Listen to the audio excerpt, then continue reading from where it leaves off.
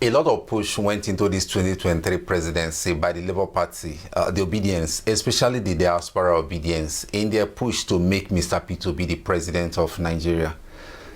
How do you think they will feel considering this process and this judgment?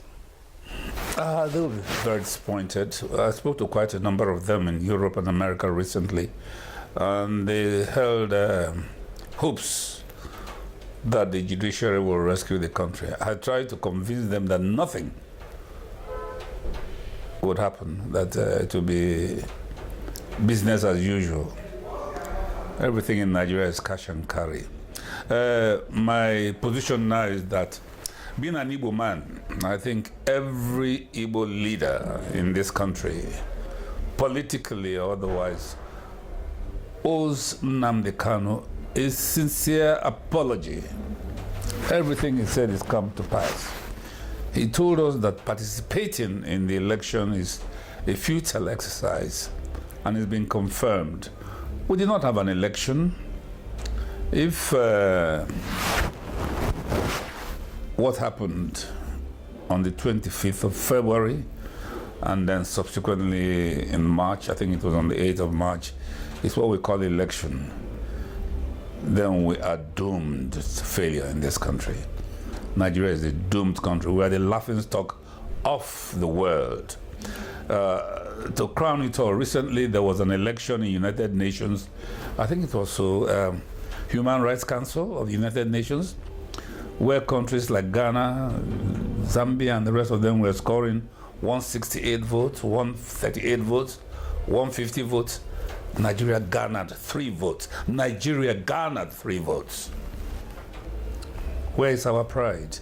Giant of Africa? Of course we are not giant of Africa. We're the ant of Africa, the laughingstock of Africa. And we know why this is so. We should bury our heads in the sands.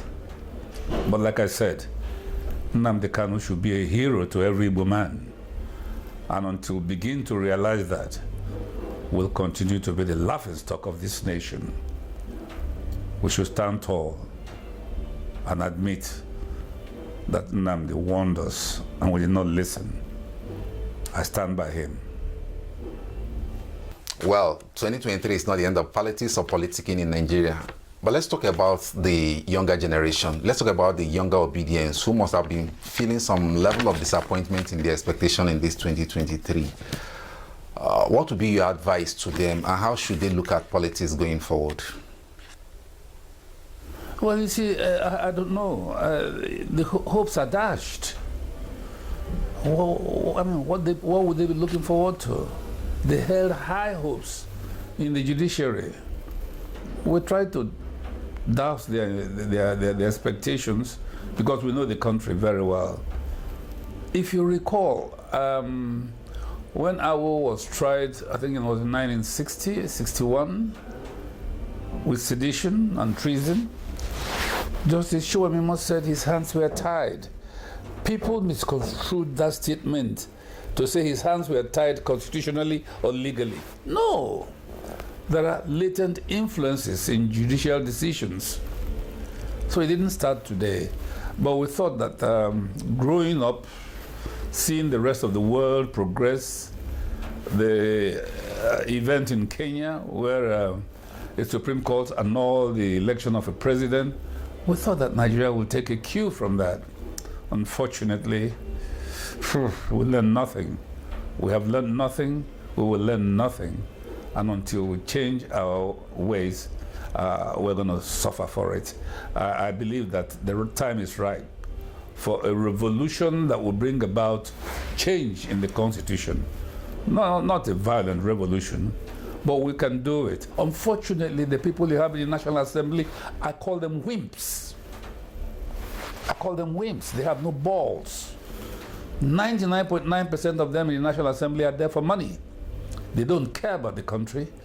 They don't even see anything beyond the confines of the National Assembly. The nation is burning, and they're talking about giving themselves 150 million naira worth of cars. Shame on them. They should bury their heads in shame. There's nothing to learn. The youths, I'm sorry for them. My age, we bought our ticket for the world beyond. Hopefully, a few more.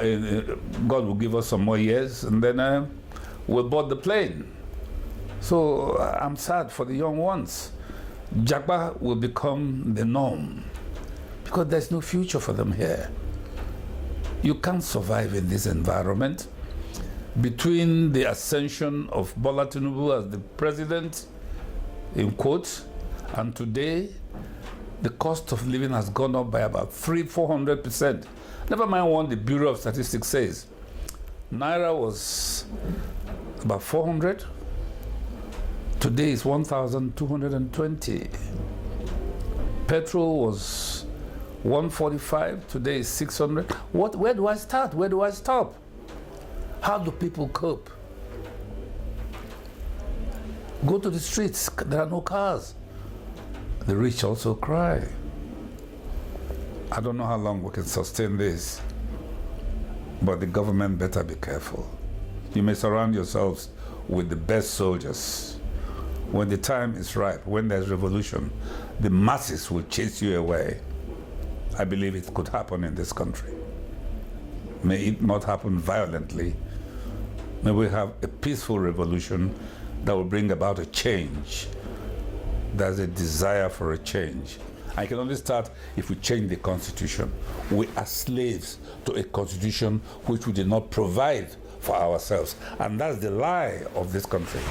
The constitution is a lie. It begins, the first paragraph is, we the people.